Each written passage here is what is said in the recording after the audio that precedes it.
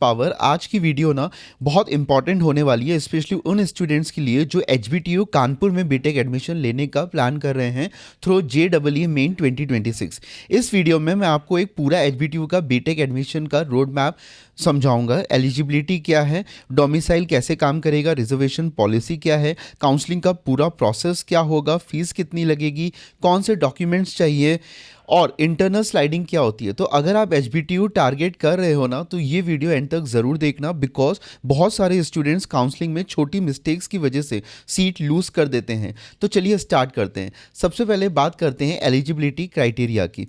HBTU में BTech admission completely JEE Main की CRL rank के बेसिस पे होगा। आपको 10+2 या इंटरमीडिएट पास होना चाहिए विद फिजिक्स कंपलसरी है, मैथमेटिक्स कंपलसरी और थर्ड सब्जेक्ट में केमिस्ट्री, बायोटेक्नोलॉजी, बायोलॉजी या कंप्यूटर साइंस होना चाहिए।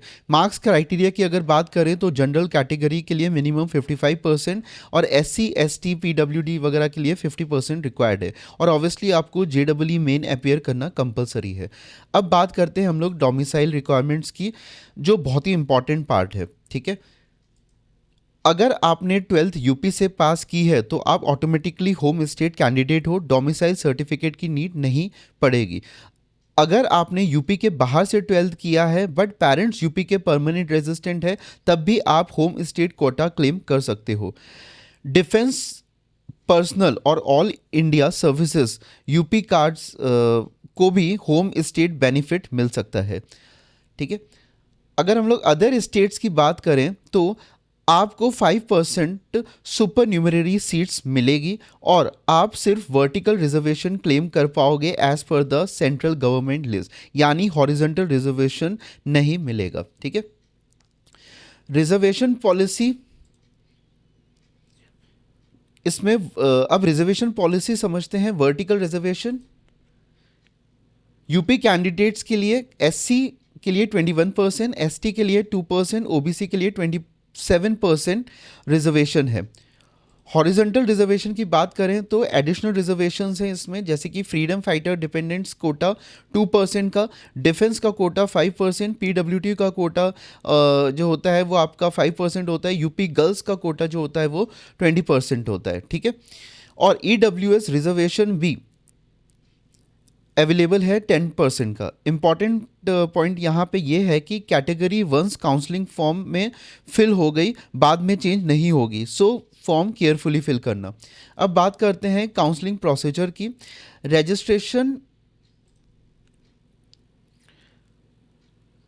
जो फ़ी है वो 2500 है और ये आपकी ऑनलाइन होगी वाया द hbtu.admissions.nic.in के थ्रू, जो कि नॉन रिफंडेबल ये फ़ीस है। उसके बाद आपको ब्रांच चॉइसेस फिल करनी होगी और ध्यान रखे रहे जो चॉइसेस आप एक बार फिल कर दोगे वही सारी राउंड्स और इंटरनल स्लाइडिंग में यूज़ होंगी, चेंज नहीं कर पाओगे, इसलिए ब्रांच ऑर्डर बहुत स्मार्टली फिल करना। अब राउंड 1 to राउंड 3 काउंसलिंग को समझते हैं। ठीक है, अब समझो एक्चुअल काउंसलिंग का फ्लो। अगर सीट अलॉट हो जाती है आपको तो डॉक्यूमेंट्स अपलोड करने पड़ते हैं। ठीक है, ऑनलाइन वेरिफिकेशन होगा, फिर आपको सेकंड ऑप्शन मिलेगा फ्लोट और फ्रीज। ठीक है, फ्लोट ऑप्शन क्या होता है बेसिकली, अगर आप बेटर ब्रांच के लिए नेक्स्ट राउंड वेट करना चाहते हो तो 60,000 पार्शियल एकेडमिक फ़ी पे करनी होती है। और फ्रीज ऑप्शन में क्या होता है, अगर अलॉटेड ब्रांच फाइनल करनी है तो फुल एकेडमिक फ़ी 1,35,000 पे करनी होगी। इंपॉर्टेंट क्या है कि थर्ड राउंड में फ्लोट ऑप्शन अवेलेबल नहीं होता, वहाँ सबको फ्रीज या विड्रॉ चूज़ करना पड़ता है। अब इंटरनल स्लाइडिंग, अब एक बहुत ही इंपॉर्टेंट कॉन्सेप्ट इंटरनल स्लाइडिंग का है। मान लो आपको लोअर प्रेफरेंस ब्रांच मिल गई है, ठीक है, आप येस चूज करते हो इंटरनल स्लाइडिंग में, तो अगर फ्यूचर में हायर प्रेफर्ड ब्रांच वैकेंट होती है, सिस्टम ऑटोमेटिकली आपको अपग्रेड कर सकता है। और बेस्ट पार्ट, पुरानी सीट आपके पास सेफ रहती है, यानी रिस्क ऑलमोस्ट जीरो है। इसके लिए जनरली स्टूडेंट्स येस चूज करते हैं। ठीक है, फेज 2 की काउंसलिंग, अब मान लो किसी स्टूडेंट को पहले राउंड में सीट नहीं मिली, तब फेज 2 काउंसलिंग होती है। Round 5 and round 6 fresh registrations possible होते हैं और वैकेंट सीट्स के लिए फ्रेश चॉइस फिलिंग होती है। इस फेज में भी फ्रीज और फ्लोट सिस्टम सिमिलर रहता है। ऑफलाइन स्पॉट काउंसलिंग का मतलब क्या है, अगर सीट्स फिर भी वैकेंट बचती हैं तो एचबीटीयू ऑफलाइन स्पॉट काउंसलिंग भी कंडक्ट करता है ऑन कैंपस। ये लास्ट अपॉर्चुनिटी होती है फॉर मेनी स्टूडेंट्स के लिए, ठीक है। अब हम लोग बात करते हैं फीस एंड वेवर्स की। टोटल जो एकेडमिक फ़ी है वो आपकी 1,35,000 अप्रॉक्सीमेटली पर ईयर है। इसमें आपकी ट्यूशन फीस 75,000 है, अदर चार्जेस अराउंड 60,000 इंक्लूडेड हैं।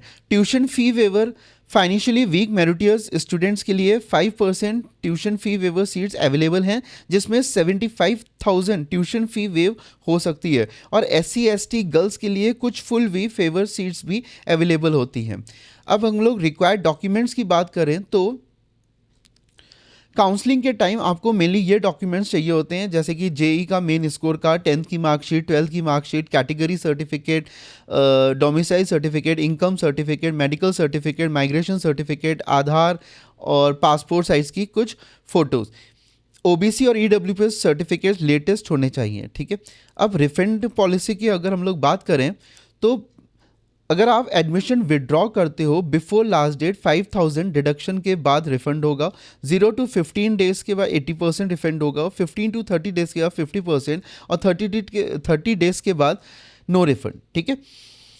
मेडिकल स्टैंडर्ड्स भी मेंशन किए गए हैं, जैसे कि फिजिकल और मेंटली फिट होना चाहिए, vision better eye 6/9, worse eye 6/12 corrected allowed है। पीडब्ल्यूडी रिजर्वेशंस के लिए मिनिमम 40% इम्पेयरमेंट रिक्वायर्ड है।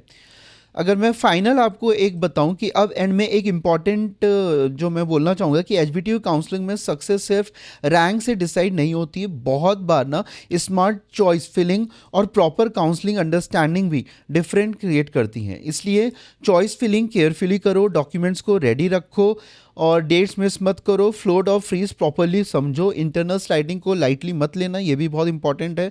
और सबसे इंपॉर्टेंट, पैनिक मत करो, काउंसलिंग एक प्रोसेस है और स्मार्ट स्टूडेंट्स वही होते हैं जो कामली डिसीजंस लेते हैं।